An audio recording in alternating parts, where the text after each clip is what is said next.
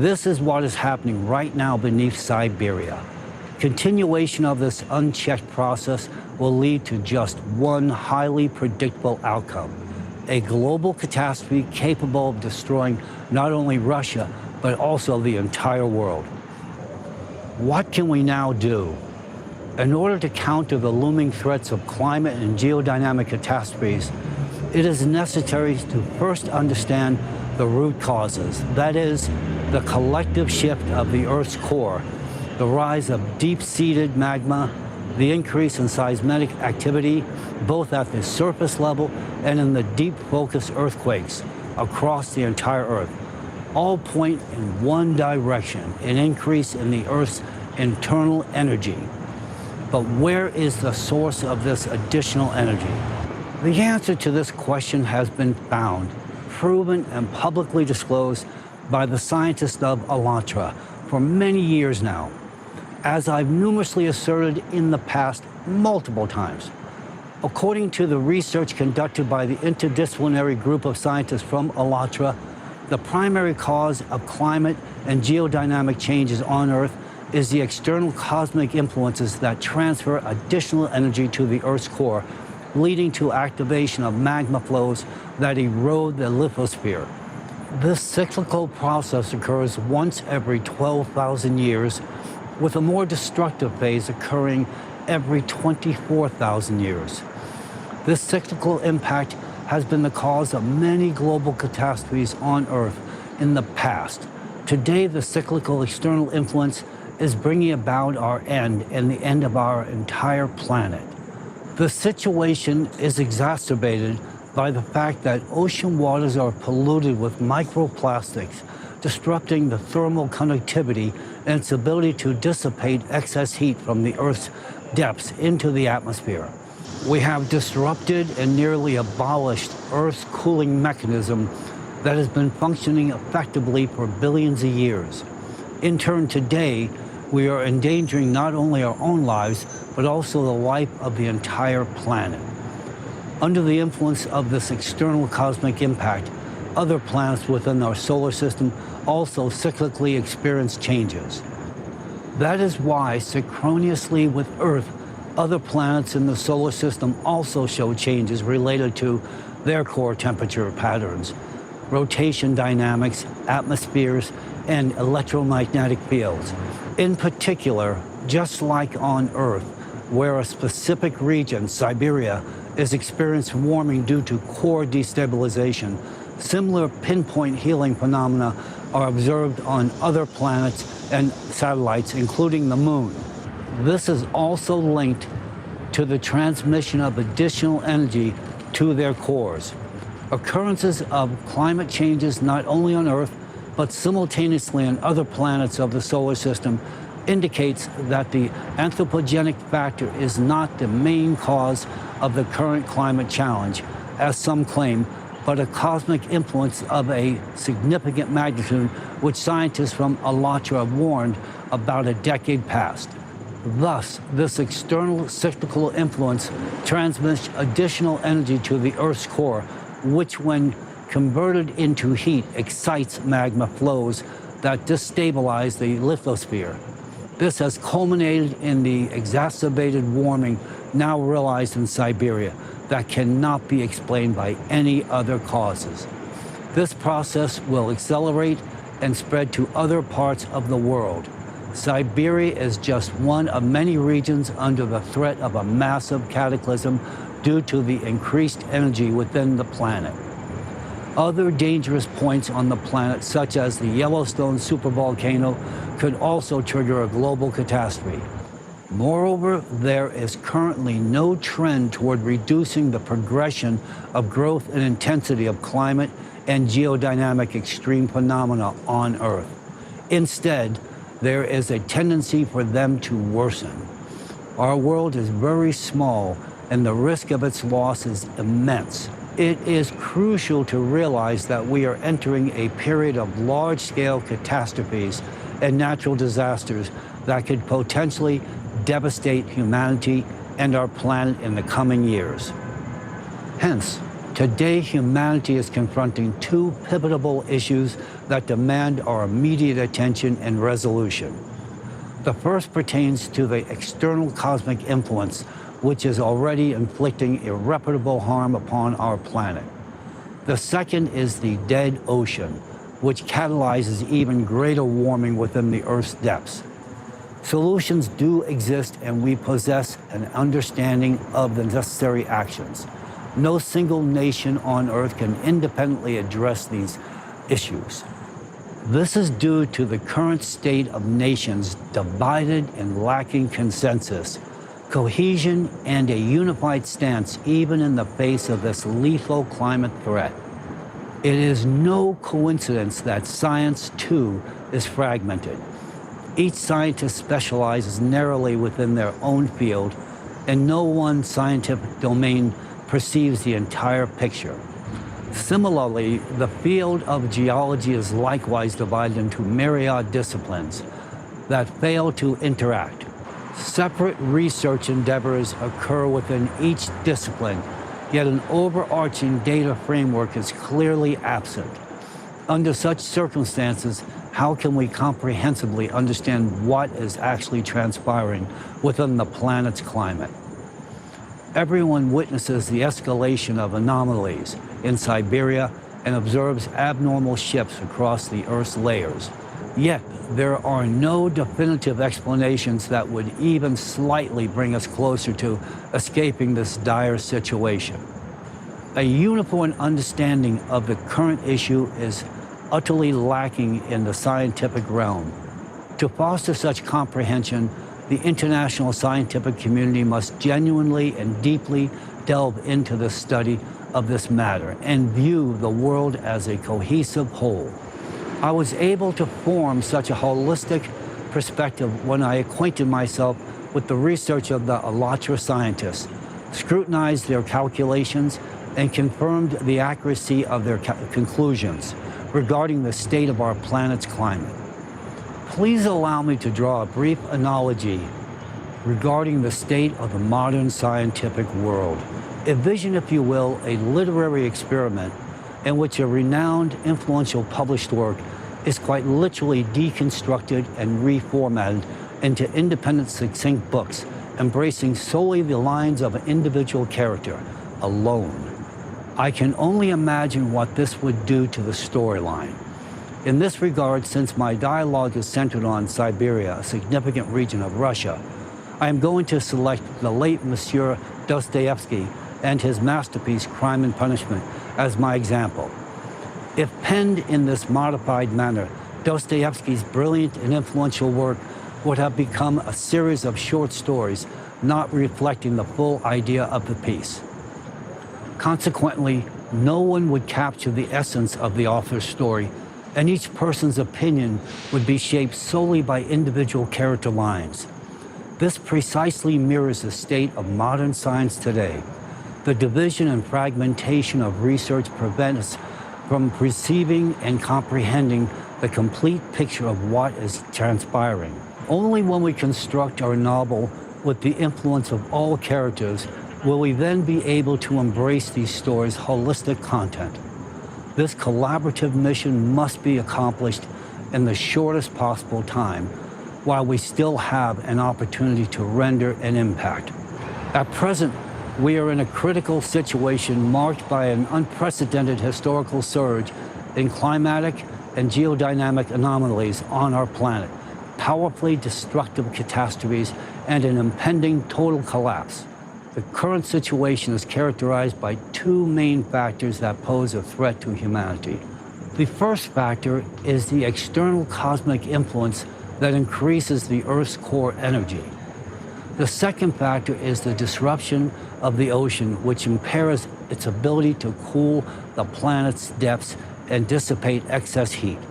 The imperative for the global scientific community is to urgently establish a unified international scientific center, combine our efforts, and identify methods to eliminate both of these threats that endanger humanity.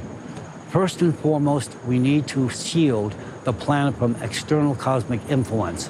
remediate their consequences, and eliminate the fires and catastrophes that have already occurred and continue to happen. To achieve this, we must develop an external shield that safeguards us from all cosmic radiation. Secondly, we need to revive the ocean and restore its heat-conducting function.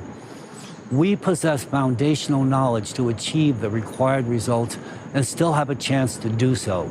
However, whether we succeed depends on each rational individual capable of comprehending the essence of the problem and acting in accordance with that understanding.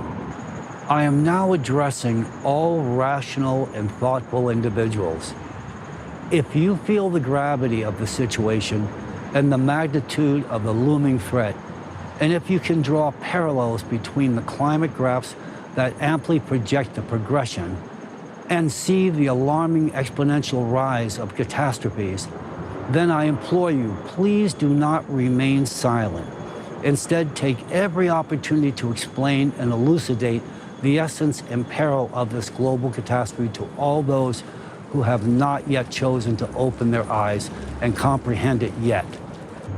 I want each of you to open dialogue on this topic, remembering that there is nothing to slow down the pace of escalating progression that is leading us and the entire planet towards our own self-demise.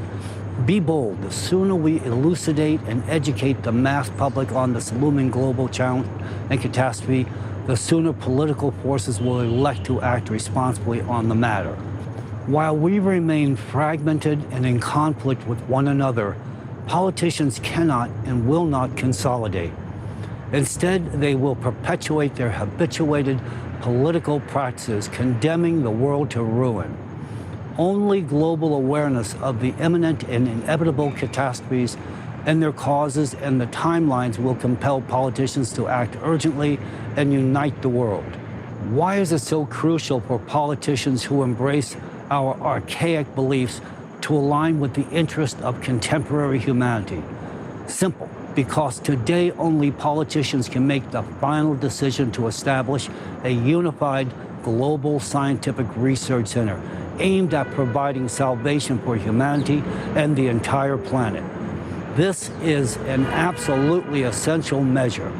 All fields and disciplines of science, regardless of their specialization, should come under the administration of the single center.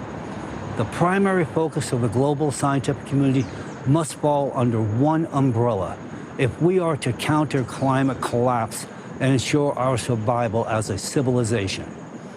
Our survival does not depend on the release of new models of smartphones, fashionable cars, or secretive supersonic missiles aimed at our destruction. However, our survival does depend on world science uniting into a single scientific center as soon as possible. We will not survive if climate catastrophes continue to progress, dismantling our planet and our lives. The occurrence of problematic climate behavior is increasing at a frightening rate of accelerated frequency, annihilating human life in its path. The devastation evolving from adverse climate activity will wreak destruction upon Earth and will eclipse the impact of contemporary weaponry visited in a battle zone. In fact, soon, even missiles won't be necessary. If unchecked, the climate will exterminate us all at such pace and in such quantities that wars will be rendered obsolete. Yet world leaders still produce weapons of mass destruction and do absolutely nothing to stop the looming devastation of our planet. At this moment, we are approaching the active phase of a 24,000-year cycle. It can be said with certainty that based on this exponential trend, we will not make it to the cycle's culmination. This is fact. If we elect to do nothing, I need not remind you of the outcome. I emphasize once again that we will not be able to survive without an immediate unification of science. We will not survive without a unified scientific research center capable of gathering all knowledge, the finest global interdisciplinary expertise, and directing all of this towards salvation of humanity. Every day we delay in this sentence for all of us. we will perish more frequently and in greater numbers. The further this destructive process advances, the fewer opportunities and resources we will have left, and the fewer scientific centers, laboratories, and observatories will survive, until total chaos sets in, when we would then lose the ability to communicate, undertake life-saving research, and/or any preemptive action whatsoever. It is imperative that we now unite world science and reform international relations globally. Only politicians can bring this about. In the face of rapid and unprecedented climate change that threatens the security of the entire global community, politicians and economists must devise a new model of a unified planned economy. This model should be grounded in a comprehensive assessment of climate risk and analytical forecast of catastrophic consequences. The unified economy should consider the geographical location, resource potential, and infrastructure development of each country, while also promoting collaboration and international coordination. Every nation must actively participate in this global process. Countries possessing the necessary capabilities must take measures to ensure the food security of the entire global community. This entails creating strategic food reserves. Additionally, it is crucial to enhance the resilience of all nations' infrastructure against impending climate catastrophes. It is imperative to promptly reassess building norms and standards, introduce materials and structures of heightened durability, and construct new buildings and cities in safe zones, considering the geographical peculiarities of the region and the evolving climatic and geodynamic characteristics. All global industry sectors must be redirected towards preventing and mitigating the consequences of climate catastrophes. Production of specialized equipment, both construction-related and rescue-oriented, must be scaled up. While preserving their integrity, each nation must become a part of a unified global economic zone tasked with consolidating all resources to ensure the survival of the entire civilization. Henceforth, there must be a single political strategy worldwide centered on the salvation of the planet and the survival of all humanity. Politicians must urgently find common ground and end all international discord and divisions based on political, national, and linguistic principles. All disagreements must be erased. All wars must be halted. Rhetoric founded on recognizing that all of humanity is a unified family facing a shared threat of survival must be instated. We have nothing to divide in the face of death. In reality, nothing separates us. Right now, we are bound to be one realization of one enormous looming catastrophe. Faced with this adversity, we must unite and do everything we can to save our world and humanity. It is imperative to open borders so that people can freely move and adopt to different countries without waiting until they are compelled to move from disaster zones to the remaining safer regions. In doing so, people will move around the world within a unified economic zone, ensuring that each individual, regardless of location, is provided with housing, food, and essential necessities. Additionally, unified rules of interaction must be developed, guaranteeing the protection of individuals' rights and freedoms, regardless of whether they are climate migrants or host communities. In the context of the global climate crisis, where humanity faces the threat of total extinction, it is imperative that we reevaluate the role and functions of the military forces. Immediate reorganization of all military structures is required, shifting their focus from solely military activities to activities aimed at ensuring collective security and saving lives. The priority is not only the reprofiling of military personnel, but also the repurposing of specialized military equipment for tasks related to emergency rescue operations and rapid response to extraordinary situations. This year, we have witnessed glaring examples where catastrophes have, within mere hours, obliterated entire cities in the United States, China, and Japan. Where were the military forces during these times? They did not come to aid civilians. And even if they had, what service are they trained to provide? Today we are ready to wage war against each other, but we are not prepared to fight for the survival of humanity. However, we cannot continue existing within this paradigm. If we wish to live, we must alter our global behavior. Yes, this might be unfamiliar ground to contemporary political leaders. And yes, this behavior would constitute a new world. But this different world must be constructed. It is a world that entails ending all conflicts and setting all existing industries on the path of creation and unity. A world that identifies climate change as a common threat to our universal existence. I would like to emphasize that the issues of external cosmic influence and the death of the ocean are the matters that should take precedence in discussions within the United Nations headquarters.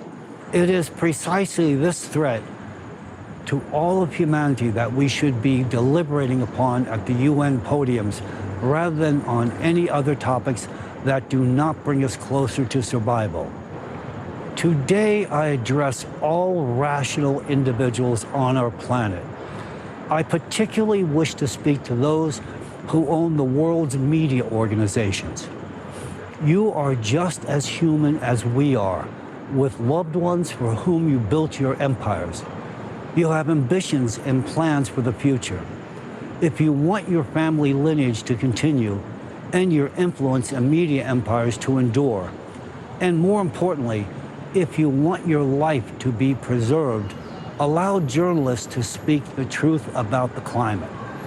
If you silence and prohibit your journalists on your media platforms from speaking the truth about the climate, people won't fully grasp the gravity of the situation. Consequently, they will remain inactive. Soon we will enter an era where there will be no internet, no television, or telephone service. We will plunge into chaos, where your money, your empires, and your power will lose all significance. The sole concern for you and your loved and dear ones will be simple survival. However, in this impending scenario, you will sadly realize that you can no longer change anything. You will be powerless. By then, you will have lost all your media resources, thus losing influence over the masses, and your empires will be shattered.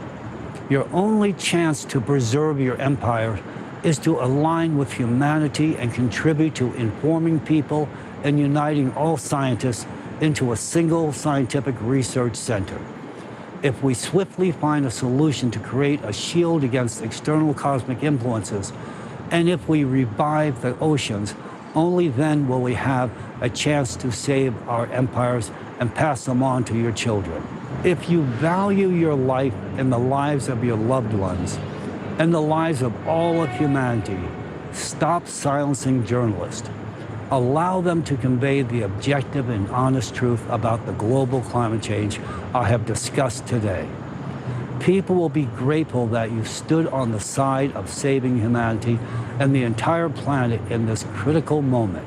By taking the right step as rational and sensible leaders, you provide a chance for all of humanity, for your lineage and for yourselves and your empires to survive. To achieve this, you must align yourselves with the people and with the future. Otherwise, there will not be a future for humanity.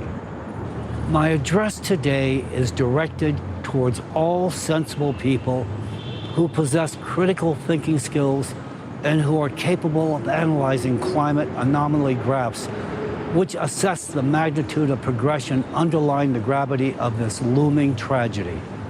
Your human duty at this moment is to elucidate the essence of this glaring problem to those who may not comprehend it. Be forthright, articulate in simple and comprehensible language what people must do now and why the world's salvation rests upon their shoulders. You must convey the truth to humanity. You must deliver the diagnosis that the patient must know. Today, the patient is all of humanity, and the diagnosis is life-threatening. Every rational person today must become a doctor, sharing with the patient the diagnosis that threatens the very life of humanity.